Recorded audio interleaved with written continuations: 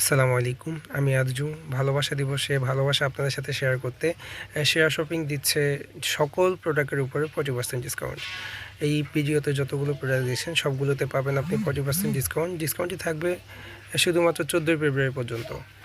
এই প্রোডাক্টগুলোর পূর্বের প্রাইস ছিল 2500 টাকা। সবগুলো 100% এক্সপোর্টের প্রোডাক্ট। আর প্রোডাক্টগুলো আপনারা ডেলিভারি ম্যানের সামনে চেক করে নিতে পারবেন।